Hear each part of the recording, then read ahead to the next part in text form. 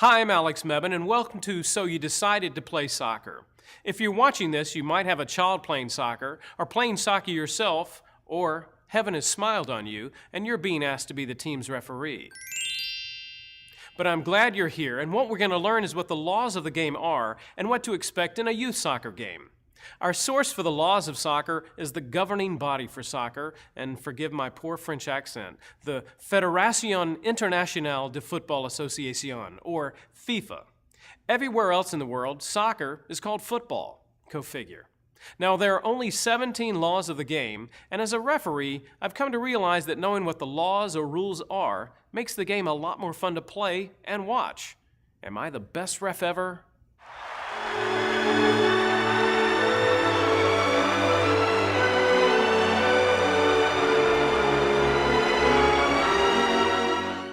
Maybe not, but I think I can teach you something you can use. Before we get into the laws of soccer, I'd like to give you a brief history of the game as we know it. The history of soccer. Soccer's history goes back as far as the ancient Greeks and Romans. During the Han Dynasty in 2nd century China, they had a game that involved kicking a ball. In the Middle Ages in Europe, towns and villages formed teams to compete in a game which an inflated pig's bladder would be dragged to a marker at either end of the villages. Numerous attempts were made to ban football games, as they were now called. In 1314, King Edward II was so disturbed by the unruliness of football in London that he issued the following proclamation. Forasmuch as there is great noise in the city caused by hustling over large balls, from which many evils may arise which God forbid, we command and forbid on behalf of the king, on pain of imprisonment, such game to be used in the city in the future. That means he didn't like it. But despite his and others' decrees against the game lived on.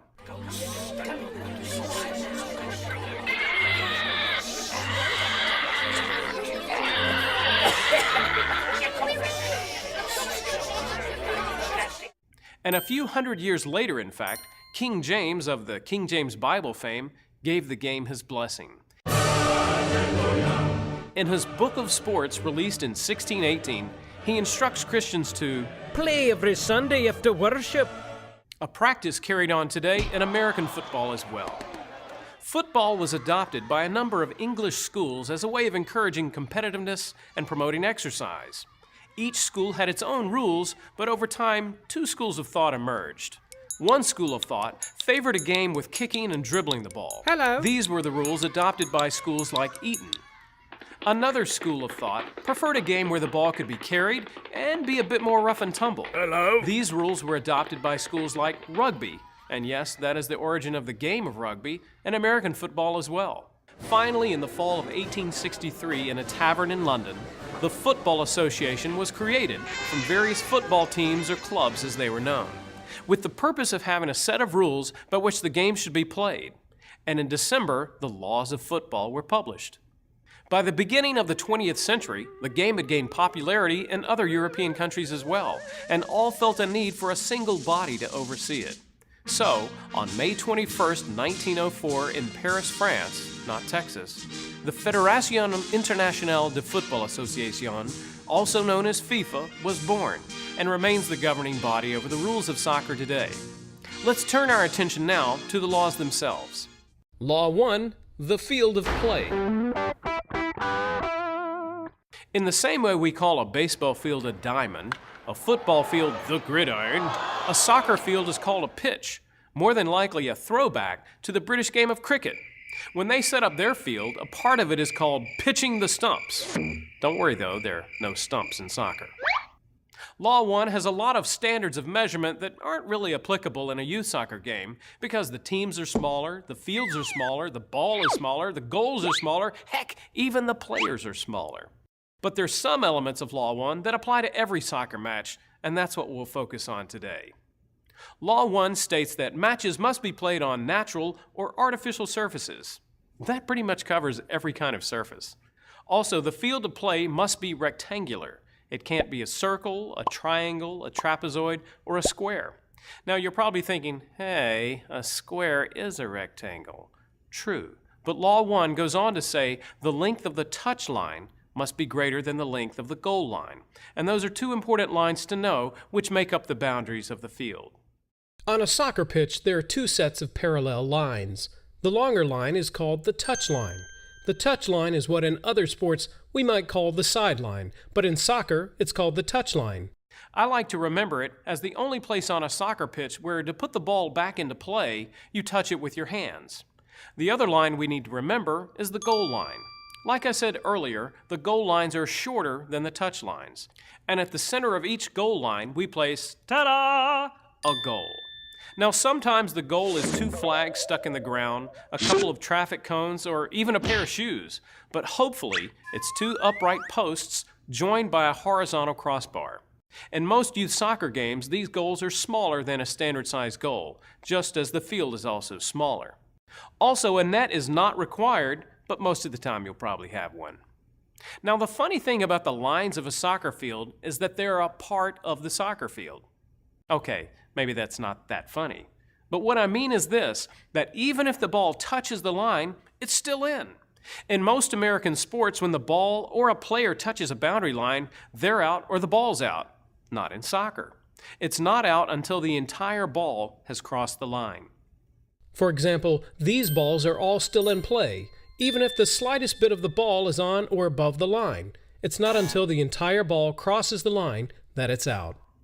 And it's not a goal until the entire ball crosses the goal line in between the goalposts. See, these are all still not goals.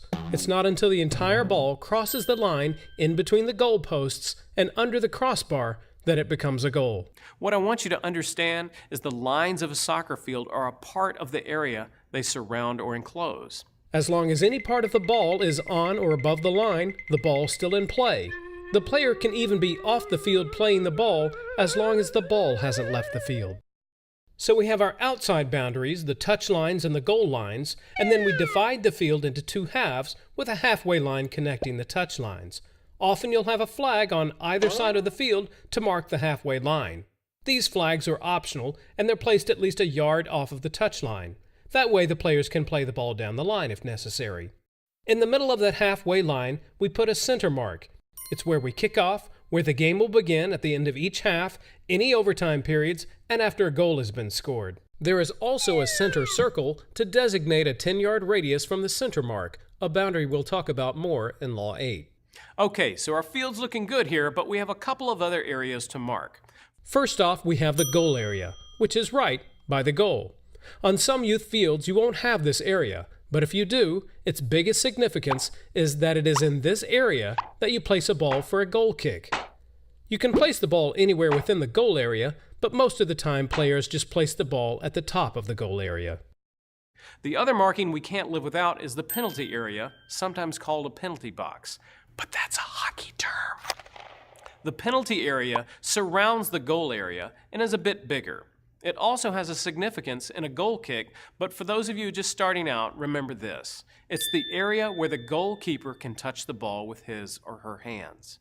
2/3 of the way from the goal line to the top of the penalty area, we have a penalty mark from where we take penalty kicks. There is also an arc at the top of the penalty area to designate a 10-yard radius from the penalty mark. It is not a part of the penalty area. Finally, in each corner of the field, we have a corner arc, which should be a 1-yard arc from the corner, connecting the goal line and the touch line. It's from here that we take corner kicks. So I've mentioned goal kicks, corner kicks, and penalty kicks, and we'll go into more detail about those in just a bit. Finally, in each corner, we also place a corner flag to help the referee determine if the ball went out on the goal line or the touch line, and these flag posts need to be at least 5 feet high with a non-pointed top. Why 5 feet and why a non-pointed top? Because someone could fall on it. Ow, my eye! My good eye! So there you have it, Law 1, the field of play. Law 2, the ball. The first thing the law says is that the ball needs to be spherical. That means round. Frankly, I've never seen anyone try to play a game of soccer with anything other than a soccer ball. The law further goes on to state that the ball should be made of leather or other suitable material. Now, what's suitable to me may not be suitable to you and vice versa, but use common sense.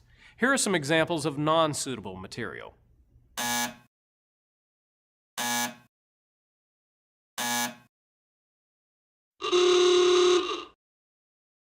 Next, the ball should be no bigger than 28 inches in circumference, for obvious reasons. Now in youth soccer games, we play with different sizes, smaller ones for smaller players. And lastly, Law 2 states that the pressure in the ball be equal to 0.6 to 1.1 atmosphere at sea level, or 8.5 pounds per square inch to 15.6 pounds per square inch at the start of the match. What that means is, you don't want the ball to be too hard or too soft. An easy way to determine this is by pressing your thumbs into the ball. If you can't press them in at all, the ball's too hard and has too much air, which can injure younger players. If you can press it in a lot, the ball doesn't have enough air and is too soft, which will make it harder to kick. Aww. You want to be able to press in about 1/4 inch. Just right. So that's Law 2, the ball. Law 3, the number of players.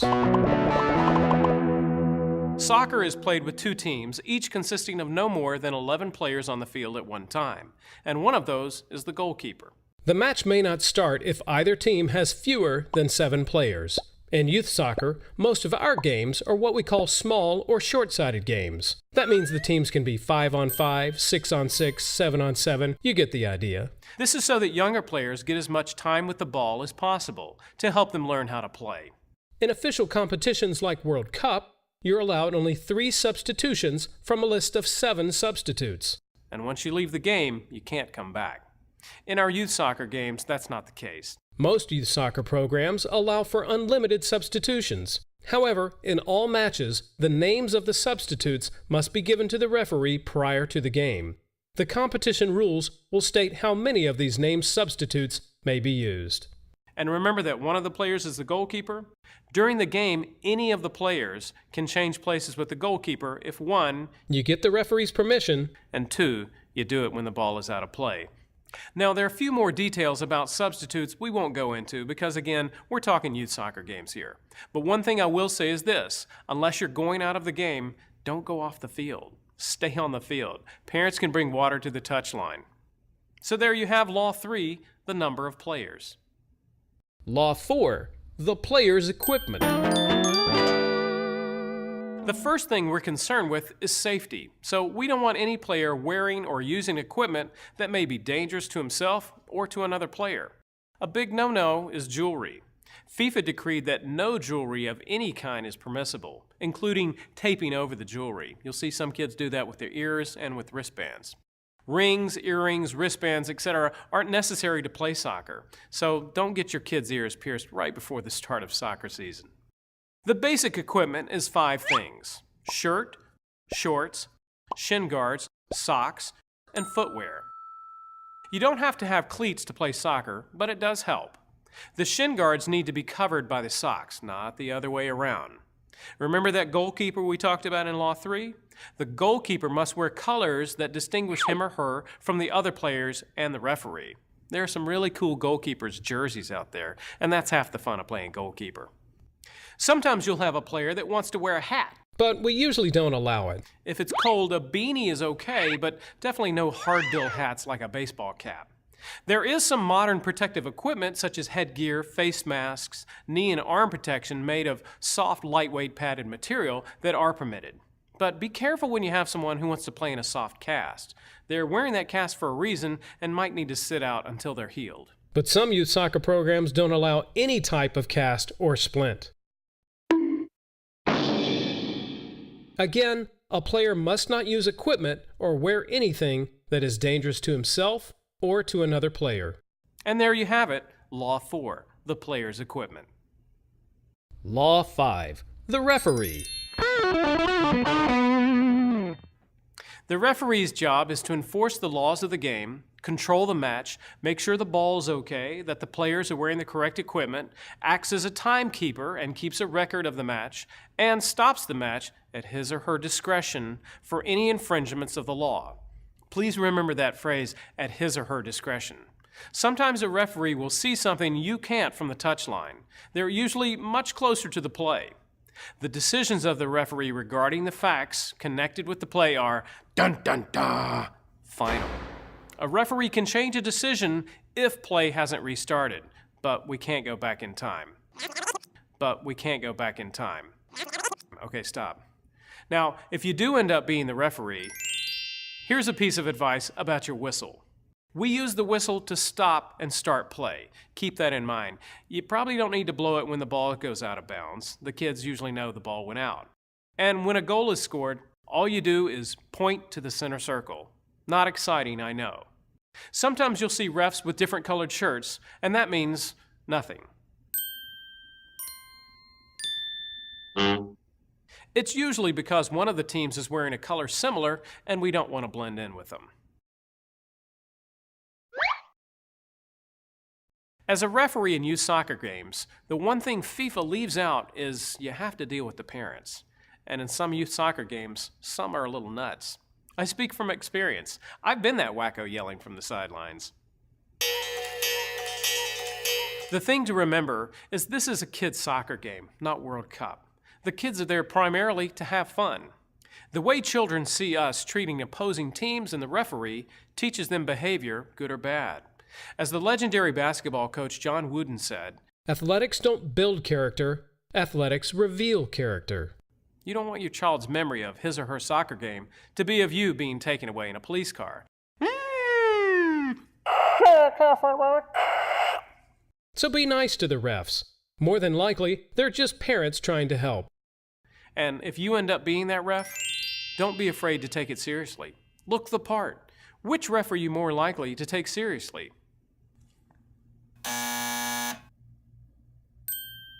Exactly. Finally, here are some signals you'll see the center referee use during the game. Now, we'll focus more about what the restarts mean later, but for now we're just concentrating on the signals. First, when the ball leaves the field on the touchline, the referee will gesture at a 45-degree angle up For a ball awarded to the defending team or for a ball awarded to the attacking team. This is also our signal for a direct free kick because of a foul.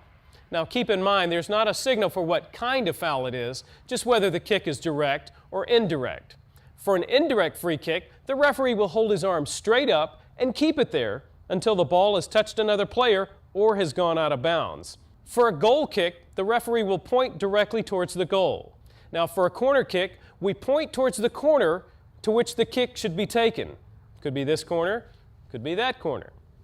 And for a penalty kick, we point towards the penalty mark that's right there in the penalty area.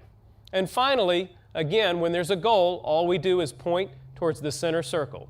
You might remember this as for most of these restarts, the referee is pointing to where the kick or the restart should take place. And that's Law 5, the referee. Law 6, the assistant referees. These are the two referees on the touchlines, each with a flag.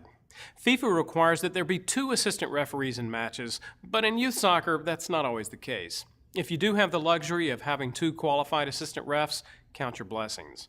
But if you don't, it's okay to ask a parent from each team to help. We call these club linesmen.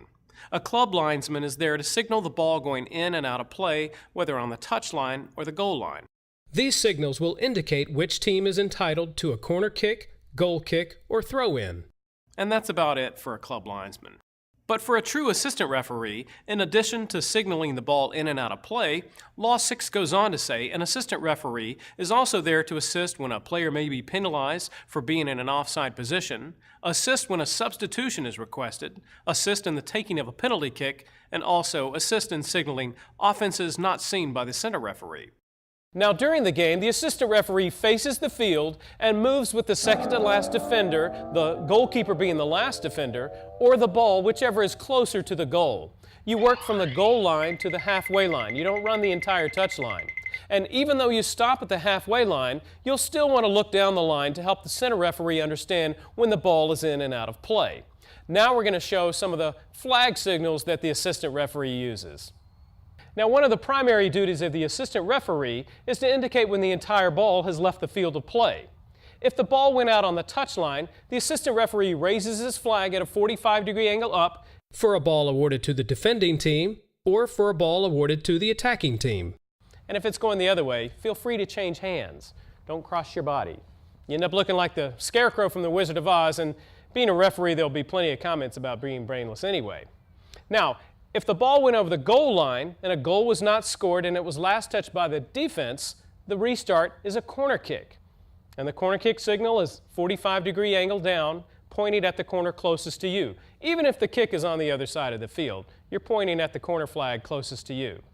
Now, if the ball went over the goal line and a goal was not scored and it was last touched by the offense, the restart is a goal kick, and you point the flag straight out in front of you. There's the side view. Now, the signal for an offside offense is to point the flag straight up. Now, keep in mind I said offside offense, not offside position, something we'll talk more about when we discuss Law 11, offside. You keep it there until the center referee sees you, and sometimes that's not immediately. Anyway, once you make eye contact, you're going to point to the part of the field for which the offense took place. If the offense took place on the far side of the field, you'll point the flag at a 45-degree angle away from you. Side view. If the offense took place in the middle of the field, you'll point the flag straight out, like we did for a goal kick. And if the offense happened close to you, you'll point the flag at a 45-degree angle down, right there in front of you. One other thing you might see the assistant referee do is hold the flag horizontal to the field. This indicates a substitution or the need for a substitution. Well, that's about it for an assistant referee. As you get into more competitive play, the assistant referee takes on more duties, but for youth soccer games, watch his signals when the ball goes out of play. And that's Law 6, the assistant referee. Law 7, the duration of the match. In upper levels of soccer, the match lasts 2 equal periods of 45 minutes, and sometimes more due to time lost because of injuries and substitutions. That's up to the referee. It's not like basketball or football where there's a game clock running for everyone to see. In youth soccer, however, we reduce the overall length of the match according to the age group. It could be 2 10-minute halves, 2 20-minute halves, you get the idea. The older the kid, the longer the game. And sometimes we split those 2 halves into 4 quarters. In many youth soccer programs, these quarter breaks are when substitutions are made, rather than at random times within the game. We also have a halftime interval, which varies in length, but isn't longer than 15 minutes. Now, sometimes the game will end in a tie, or also called a draw, but maybe the particular competition rules demand a winner. So we would play 2 overtime periods and/or have kicks from the penalty mark. We'll talk about those more in a bit. And that's Law 7, the duration of the match. Law 8, the start and restart of play. In youth soccer games, prior to the beginning of the match, the referee will assemble the captains of each team at the center circle. The captains are usually chosen by the coach of each team based on the scientific method of, whose turn is it? The referee flips a coin. The team that gets to make the call is determined by your local rules. The team that wins the toss gets to choose which goal they want to attack first. The team that didn't win the toss then takes the kickoff to start the match. At the beginning of the second half, we switch ends, and the team that originally won the toss kicks off the second half. Understand, we don't do another coin toss for the second half. In soccer, like in American football, we kick off at the start of a match, after a goal has been scored, at the start of the second half of the match, and at the start of each period of extra time where applicable. However, unlike American football where one team gives the ball to the opposing team, in soccer, the kickoff is actually a possession. You can even score directly on a kickoff, which is fun to see at any level of play. The procedure for the kickoff is as follows. All the players have to be in their own half of the field. The team not taking the kick have to be outside that center circle we learned about in Law 1. The ball is placed on the center mark and needs to be stationary, in other words, not moving. The referee will give a signal. Most of the time that will be a tweet on his whistle, but it doesn't have to be. He could say, "Play!" or ring a cowbell if he was carrying one. But usually a whistle will do. That signal indicates that the team can now kick off. But, and I stress here, it is not a signal for the opposing team to enter the center circle. That's something you'll want to watch for if you get to be the referee. The ball is in play when it is kicked and moves forward. Moves forward, not backward. Now, movement forward can be as insignificant as a touch. It used to be the ball had to go a complete revolution, but FIFA wisely changed this. And like all restarts, the player putting the ball into play cannot touch the ball again until it has touched another player, regardless of whether or not they're on the same team. Now, a couple of things if you're the ref. One, if on the kickoff the player doesn't kick the ball forward, the restart is another kickoff. If the ball didn't go forward, the ball was never in play. So we retake the kickoff, and yes, the same player can kick it off again. But remember, the ball must move forward. The other thing to look for is if the kicker touches the ball a second time before it has touched another player. If that happens, we then have what is called an indirect kick, awarded to the opposing team. The biggest thing to remember about indirect kicks is you can't score a goal on them. I'll go over indirect kicks more later. The referee will signal that it's an indirect kick by raising his arm straight up. It doesn't mean he has a question or needs to go to the bathroom. He keeps his arm up until the ball has touched another player or it goes out of play. Another way we restart play is with a dropped ball. It's a way of restarting the match after a temporary stoppage of play due to an injury or a dog on the field or because the ball exploded. Hey, it can happen. The procedure is this. The ball is dropped at the place where it was located when play was stopped. Unless play was stopped inside the goal area, in which case the referee drops the ball on the goal area line parallel to the goal line, at the point nearest to where the ball was located when play was stopped. Usually a player from each team will be facing each other. The ball cannot be struck before it has hit the ground. I always remind players of this just as I'm dropping the ball. If the ball is touched by a player before it touches the ground, the ball is dropped again. In youth soccer games, as a referee, you need to be mindful of a couple of things. One, drop the ball from the player's waist height. If you drop it from too high, it can create a dangerous situation for you and the players. And two, once you drop it, get the heck out of there. The ball's going to come squirting out of there sometimes right in your face. So there's Law 8, the start and restart of play. Law 9. The ball in and out of play. Like I said earlier, here's where soccer is really different from most American sports. Unlike those other sports, in soccer, the ball is out of play only when it has completely, wholly, absolutely crossed the goal line or touch line, whether on the ground or in the air. Does that make sense? Remember, the lines of the field are part of the areas they enclose. So if the ball is on the line, the ball's still in play. The player can even be off the field playing the ball as long as the ball is on the field or on or above the line.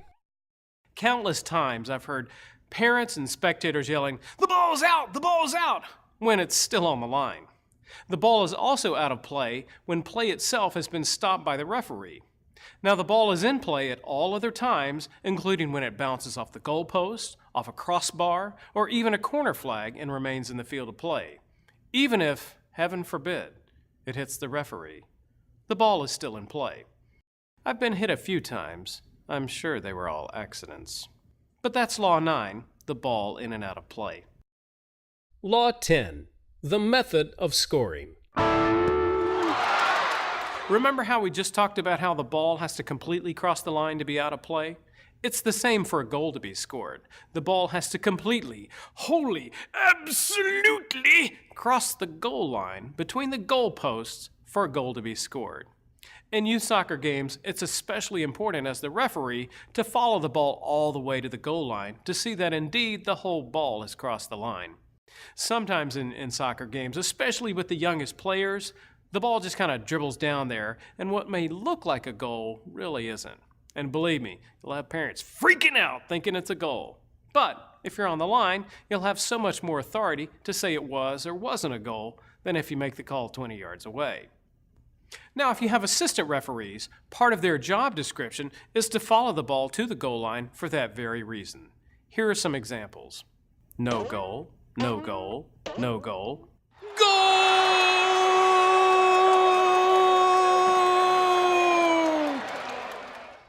Now, the winning team is the team that scores the greater number of goals during the match. Well, duh. If both teams score an equal number of goals, or if no goals are scored, the match is what we call a draw. Sometimes, due to playoff considerations or competition rules, the match must have a winner. Again, you'll either have 2 overtime periods and/or kicks from the penalty mark, not penalty kicks, or PKs. Penalty kicks are awarded against a team that commits one of the 10 offenses for which a direct free kick is awarded, inside its own penalty area and while the ball is in play. But we'll talk more about that later. I just don't want you to get in the habit of incorrectly calling kicks from the penalty mark penalty kicks. So there is Law 10, the method of scoring. Law 11. Offside. Yes, Law 11 is one of the most misunderstood laws in the game of soccer, but it's surprisingly simple. Trust me. In some youth soccer programs, especially with the youngest players, the offside law is not observed. But as they get older, the offside law becomes an important factor. First of all, it's offside. Singular, not offsides. Offsides is an American football term, but frequently yelled by parents and spectators. Think of it this way. Each of the two soccer teams is a side. And when a player is penalized for his position on the field when he receives the ball, the player is off the side for that play. Two things to understand: offside position and the offside offense. So let's talk about what is called offside position. A player is in offside position when he or she, in the opponent's half of the field, is nearer to the opponent's goal line than both the ball and the second to last opponent. Remember earlier we talked about the goalkeeper being the last defender or opponent? So that's offside position. Remember, the player has to be in the opponent's half of the field. If the player is on his or her half of the field, the player can't be in an offside position. If the player is level with or behind the ball, the player is not in an offside position. Also, if the player is level with the second to last opponent, the player is not in an offside position. But most importantly, it's not an offense to be in offside position. It's fine and dandy until, at the moment the ball touches or is played by a teammate, and in the opinion of the referee, the player is involved in active play. Then it's an offense, and that's when you'd see the assistant referee raise his or her flag. An active play can be touching the ball, keeping a defender from seeing or playing the ball, or distracting an opponent. Also, if the player gains an advantage by being in an offside position, the player is penalized. In this scenario, a red attacker takes a shot on goal. It rebounds off of the crossbar and bounces in front of her red teammate. But because her teammate was in that offside position when the shot on goal was taken, that player is called for the offside offense. She obviously gains an advantage by being in that position. Does that make sense? We judge offside position by where the player was when the ball was played, not where the player got to it. And again, it has to be played by a teammate, and the player has to be involved in the play. If the teammate with the ball never passes the ball to the player in offside position, then there is no penalty. If it's played by the defense to a player in offside position, Well, that's tough noodles. No penalty. But let's look at some examples of offside position and offside penalties. in this scenario, the red attacker in an offside position runs back and gets the ball in an onside position. However, because she was in an offside position when the ball was played by the teammate, she is called for the offside offense.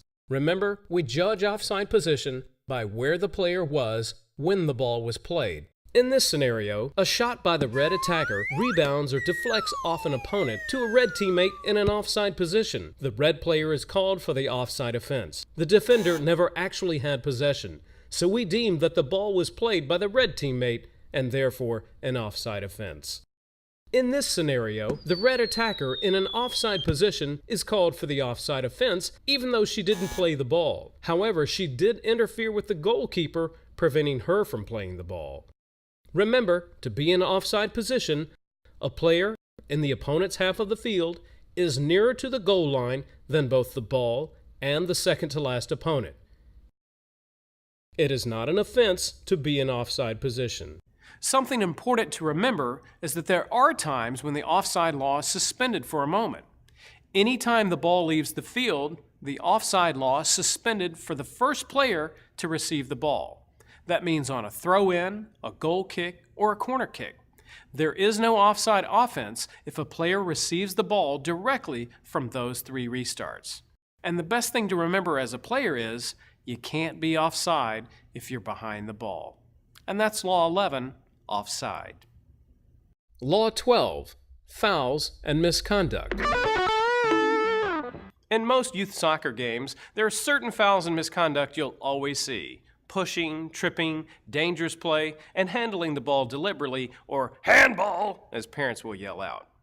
The actual law states the offense as handles the ball deliberately, except a goalkeeper within his own penalty area. But for brevity's sake, we'll just call it handball. And just so you know, according to FIFA, the hand begins at the shoulder joint. Many times in a youth soccer game, players will have their hands over their heads when the ball comes their way.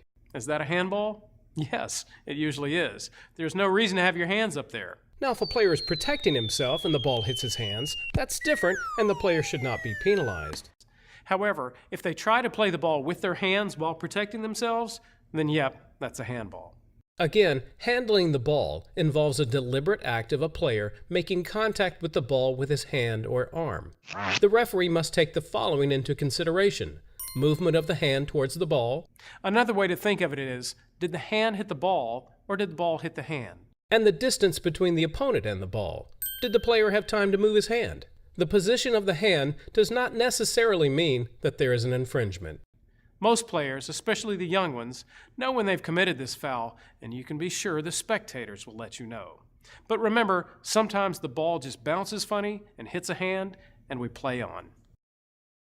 Law 12 breaks up the fouls into two categories: those for which the opposing team is awarded a direct kick, and those for which the opposing team is awarded an indirect kick. Remember, you can't score directly on an indirect kick. There are 10 fouls which result in a direct kick. A direct free kick is awarded to the opposing team if a player commits any of the following 7 offenses in a manner considered by the referee to be careless, reckless, or using excessive force, kicks or attempts to kick an opponent, trips or attempts to trip an opponent, Jumps at an opponent, charges an opponent, strikes or attempts to strike an opponent, pushes an opponent, tackles an opponent. Now keep in mind, these 7 are preceded by the phrase in a manner considered by the referee to be careless, reckless, or use an excessive force.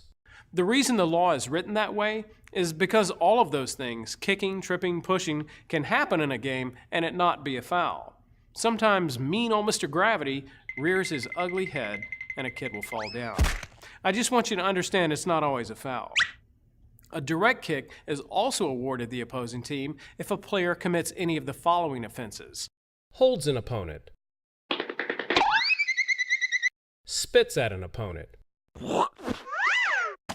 handles the ball deliberately, except for the goalkeeper within his own penalty area. The key thing to remember with all of these fouls is that, with the exception of handling the ball, they all involve an opponent.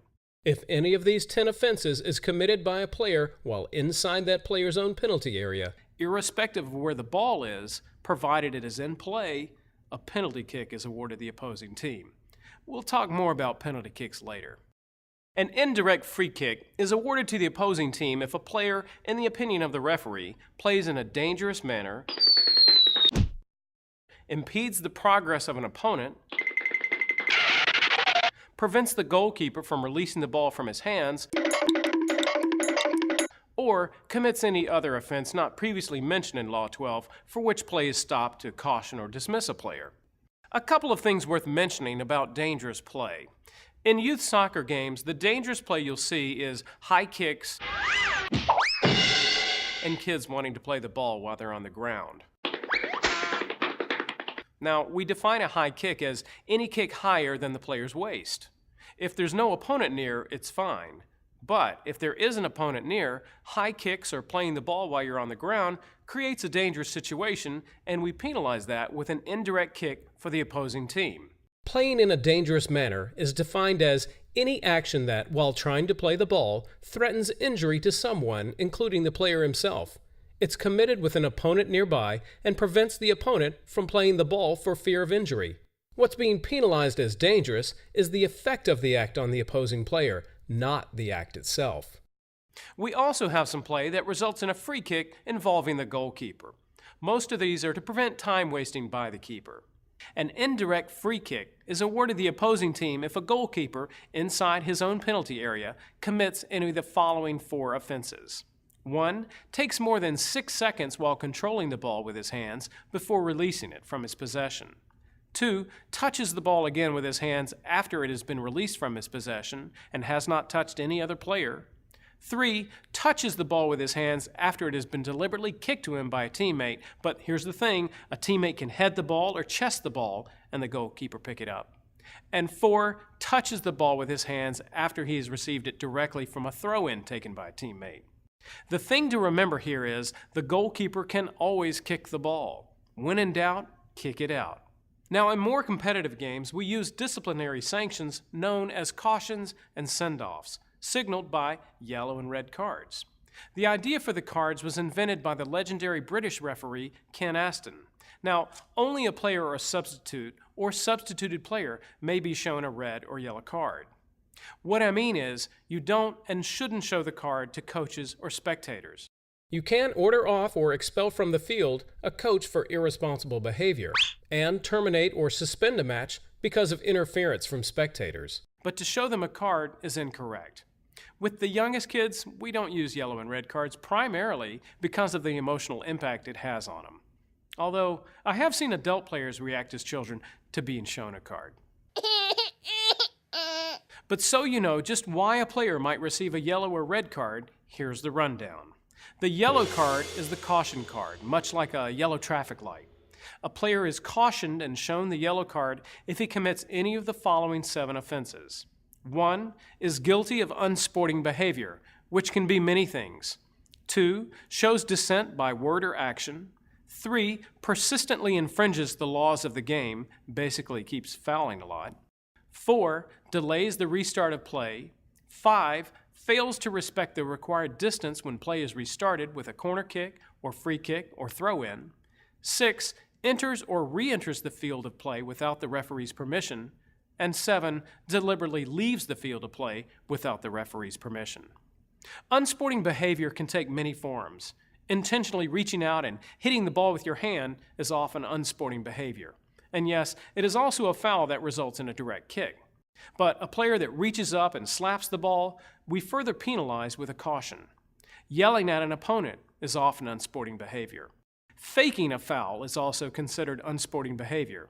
So is removing your jersey after a goal has been scored. The red card.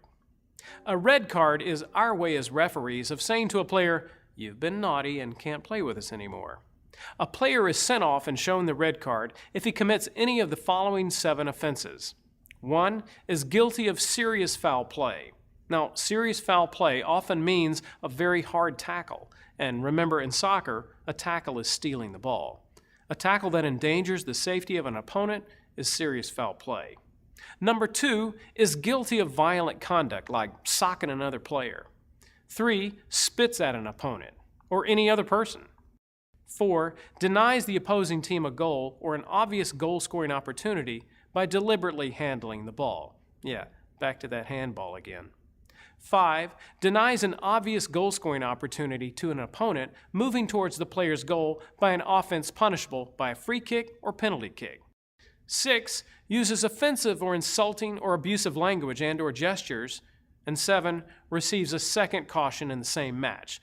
What that means is if you get 2 yellows, that's a red. More than likely, you won't experience many of these things in a youth soccer game. But as kids get older, these things do occur in games. And that's Law 12, Fouls and Misconduct. Law 13. Free kicks. Free kicks are either direct or indirect. For both direct and indirect free kicks, the ball must be stationary when the kick is taken, and the kicker can't touch the ball a second time until it has been touched by another player. Now, the biggest difference between the direct kick and the indirect kick is this. When a direct kick is kicked directly into an opponent's goal, a goal is awarded. Yay! But here's a tricky part. If a direct kick is kicked directly into the team's own goal, the opposing team just gets a corner kick. Just remember, you can't kick a direct kick into your own goal and it be a goal. Can you accidentally kick a ball into your own goal and it be a goal for the other team? Sure, but not on a direct kick. When a free kick is an indirect kick, the referee will raise his arm above his head and keep it there until the kick has been taken and the ball has either been touched by another player or goes out of play. Can you score on an indirect kick? I say thee nay! It has to touch another player before it enters the goal. Now, if an indirect kick is kicked directly into the opponent's goal, a goal kick is awarded. And if an indirect kick is kicked directly into the team's own goal, a corner kick is awarded to the opposing team. Now, there are a couple of considerations about where free kicks take place. For the most part, free kicks take place where the infringement occurred. All the opponents have to be at least 10 yards from the ball, and that means all the way around the ball, not just 10 yards in front of it. Once the ball is kicked and moves, it's in play. Now, let's say the infringement occurred inside the penalty area for the defending team. One change here is that in addition to all the opponents being at least 10 yards from the ball, all of the opponents also have to be outside the penalty area. The thing to remember here is that the ball has to leave the penalty area before it can be played by any other player. Same as when there's a goal kick. If the ball is touched before it leaves the penalty area by either team, you simply re-kick the ball from the original position. One other situation which affects indirect kicks is if the infringement occurred for the attacking team inside the opponent's goal area.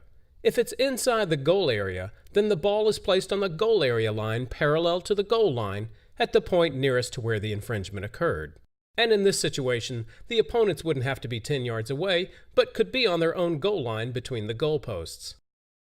One more situation with free kicks.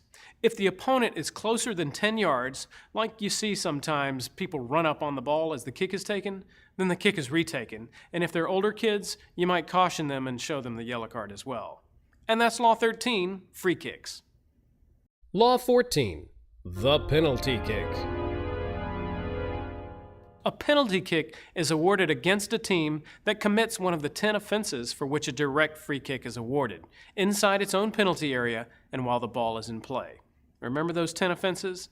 If a player commits any of the following 7 offenses in a manner considered by the referee to be careless, reckless, or using excessive force: kicks or attempts to kick an opponent, trips or attempts to trip an opponent, jumps at an opponent, charges an opponent, strikes or attempts to strike an opponent, pushes an opponent, tackles an opponent. A direct kick is also awarded the opposing team if a player commits any of the following offenses: holds an opponent, spits at an opponent, or handles the ball deliberately, except the goalkeeper within his own penalty area. Now, if you are in your own penalty area and you commit one of these offenses, the result is a penalty kick for the other team. Here's the setup for a penalty kick. The ball is placed on the penalty mark, that mark 2/3 of the way from the goal line to the top of the penalty area. The player taking the kick is identified. Hello, you must be the kicker. The defending goalkeeper remains on his goal line facing the kicker between the goalpost until the ball has been kicked. He can move from side to side, but he can't move forward off of his goal line until the ball has been kicked. All other players have to be outside the penalty area, including the penalty arc, behind the penalty mark, and at least 10 yards from the penalty mark.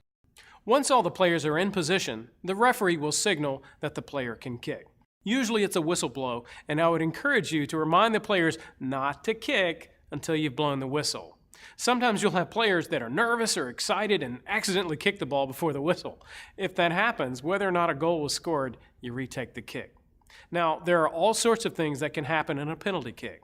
1, the kicker scores. 2, the goalkeeper prevents the ball from going in the goal. 3, the kicker misses the goal completely. But there are goofy things that happen as well. If the kicker kicks the ball a second time before anyone else has touched it, the opposing team gets an indirect kick. If a teammate of the kicker enters the penalty area or moves in front of the penalty mark before the kick is taken, we let the kick proceed. But if a goal is scored, we make them re-kick it. If a goal isn't scored, then that's it. They don't get another chance. Play is then restarted with an indirect free kick for the defending team from the place where the infringement occurred. Conversely, if a teammate of the goalkeeper enters the penalty area or moves in front of the penalty mark before the kick is taken, we let the kick proceed, and if a goal is scored, it stands. But if a goal is not scored, the kick is retaken. And lastly, if the goalkeeper moves forward off of the goal line before the kicker has struck the ball, again, we let the kick proceed. If a goal is scored, it stands. If not, the kick is retaken. There are some other situations that can occur, but you probably won't see these in a youth soccer game. So there's Law 14, the penalty kick. Law 15, the throw-in. This is the restart that is taken on the touch lines and is performed with our hands. A goal cannot be scored directly from a throw-in. A throw-in is awarded to the opponents of the player who last touched the ball when the entire ball passes over the touch line, either on the ground or in the air, from the point where it crossed the touch line. The thrower faces the field of play, has part of each foot either on the touch line or on the ground behind the touch line, uses both hands, and delivers the ball from behind and over his head. The thrower may not touch the ball again until it has touched another player. Does the ball have to go far? No. What you'll often see in youth soccer games is the player will lift his back foot.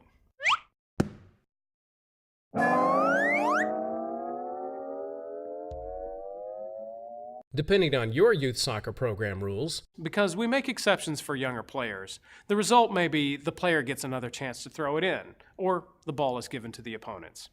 Anyone on the team can take the throw in, including the goalkeeper, but the thrower can't touch the ball again until it's touched another player. The soccer throw-in is not like what we see in basketball. The opposing team can't unfairly distract or impede the thrower, and the opponents must stand no less than 2 yards from the point at which the throw-in is taken.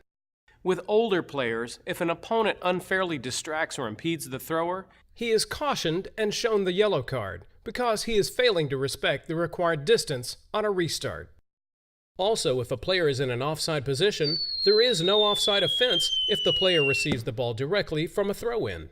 and that's Law 15, the throw-in. Law 16, the goal kick. A goal kick is awarded when the whole of the ball, having last touched a player of the attacking team, passes over the goal line either on the ground or in the air, and a goal is not scored.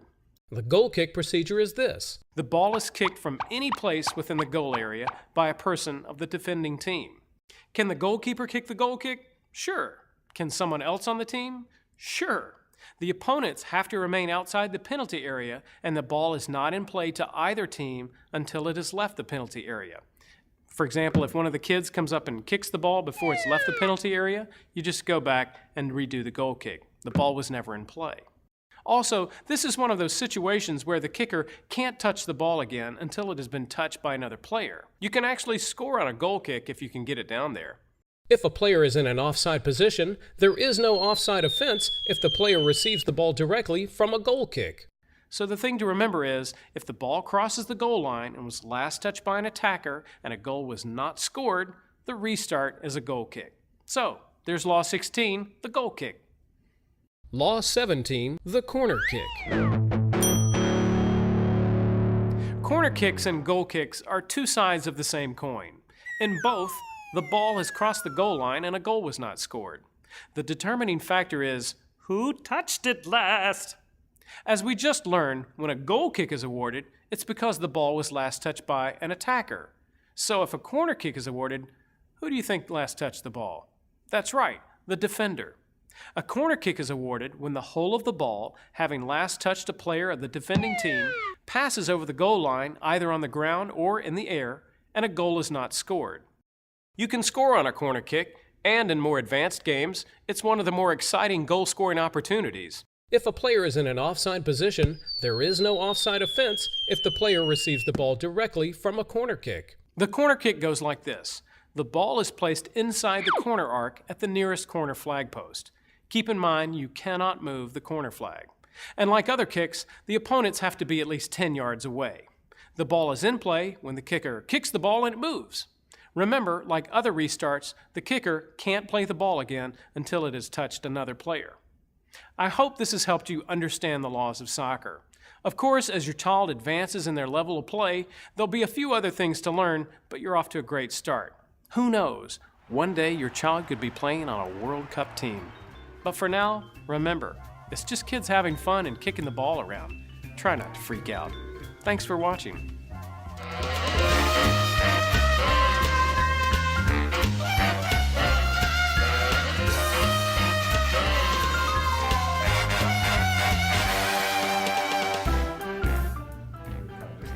Okay.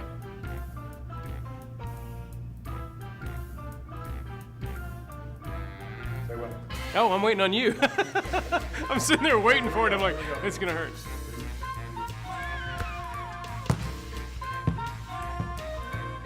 Chest maybe? If you went back and smash you right here, it might hurt a little. I'd rather have it hit my head. I'd rather have it hit my head than my jaw. Ah, that's all right. 3, 2, 1. 3, 2, 1. That was money.